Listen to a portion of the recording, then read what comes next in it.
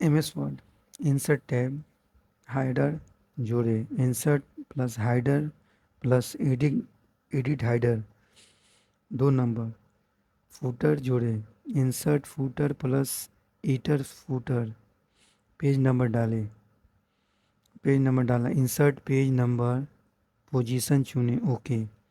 Text box बनाना है, insert text box plus draw text box, date time डालना है, insert date slash time plus date time चुने, okay.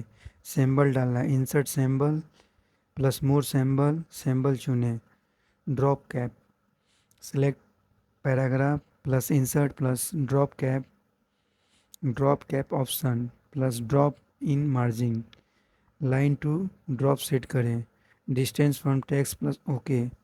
Word art, insert plus word art style चुनें, hyper line, text select कर, insert plus hyper line address डालकर okay.